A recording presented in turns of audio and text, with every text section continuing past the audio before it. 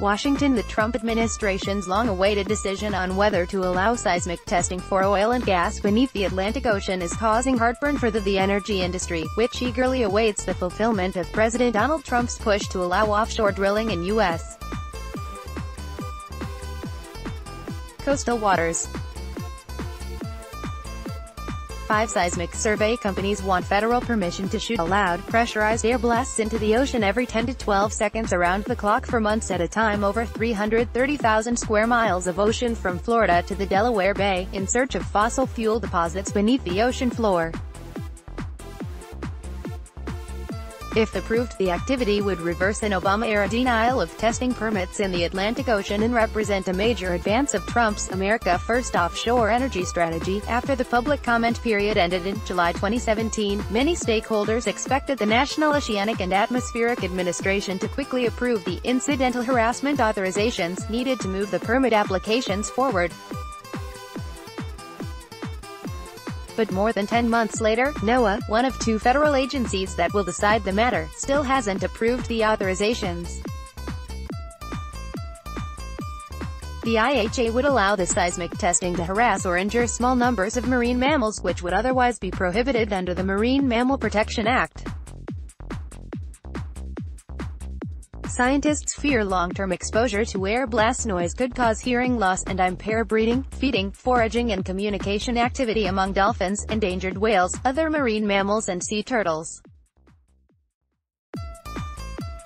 While the Marine Mammal Protection Act sets a 120-day statutory review period to decide IHA applications, some require more analysis, consultation and resources that can exceed the 4-month time period.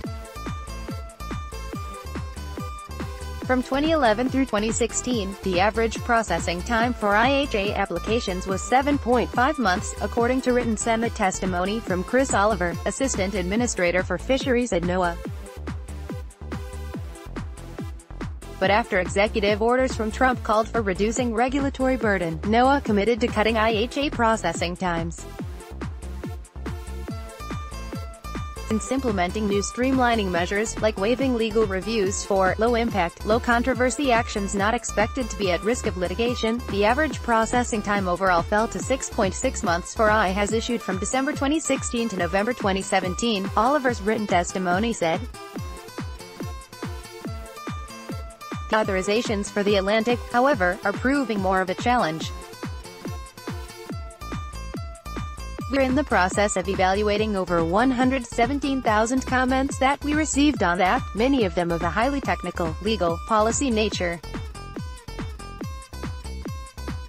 So that process has taken a little bit longer than we expect.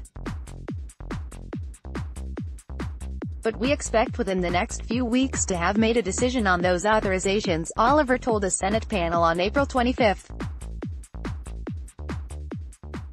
1 month later, the energy industry are still waiting. And they're openly chiding the Trump administration over the slow process. In a recent blog post, Nikki Martin, president of the International Association of Geophysical Contractors, and Randall Ludy, president of the National Ocean Industries Association, said the permitting delay is a complete bureaucratic breakdown by federal agencies, in what should be an otherwise straightforward process. Approve or deny is simple and clear.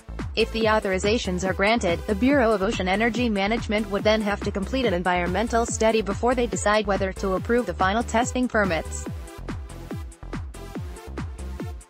There is no timeline for the environmental study. While some lawmakers and business leaders have raised concerns about the economic effect that seismic testing and offshore drilling could have on Atlantic coast tourism and fishing, the energy industry has largely cheered President Trump's push to expand offshore drilling.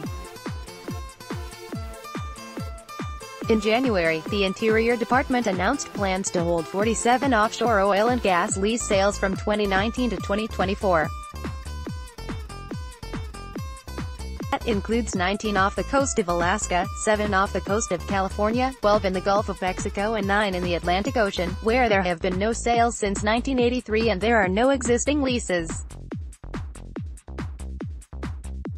Seismic testing became a moot issue after President Barack Obama removed the Atlantic Ocean from the nation's 5-year program for oil and gas development in March 2016. Later that year, Obama also barred drilling in environmentally sensitive areas of the Atlantic from Virginia to Maine. Then, in one of its final acts, the Obama administration in January 2017 denied all pending Atlantic Ocean testing permits.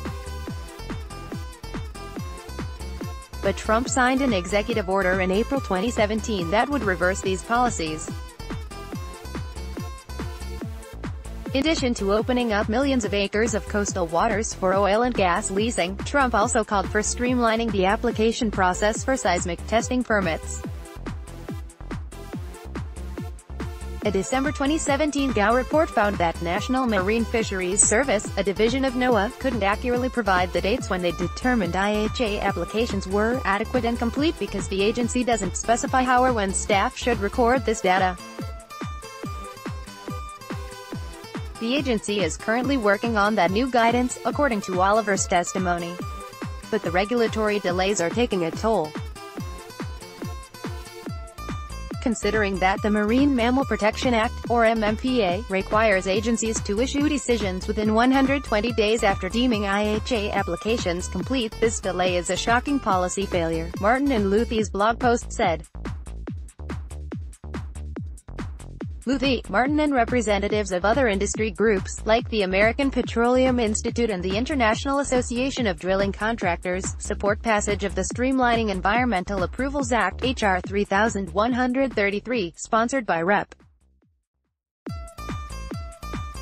Mike Johnson, RLA.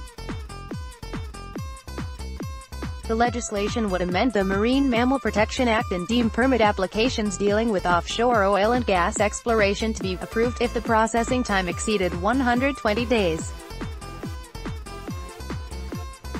The bill, which was assailed by environmental groups for weakening protections for marine mammals, was passed by the House Committee on Natural Resources in January.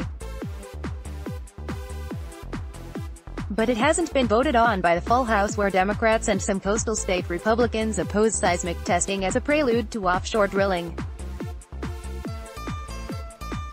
In an email statement, Oceana, an international ocean conservation group, said scrapping the small numbers requirement in the Marine Mammals Protection Act would remove one of the precautionary standards that Congress recognized as necessary to prevent the extinction of marine mammals.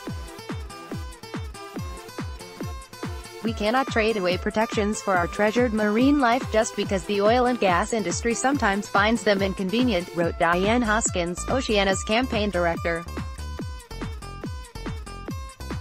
In his testimony, Oliver said the NOAA is considering other ideas to further streamline the permitting process. These include increasing the maximum time period for IHAs beyond the current 1-year limit and removing the requirement that only small numbers of marine mammals can be harassed or injured under an IHA. The agency is also considering removing the requirement that IHAs apply only in a specified geographical region. There may be circumstances where the impacts of an activity on marine mammals is similar across multiple regions, Oliver's written testimony said.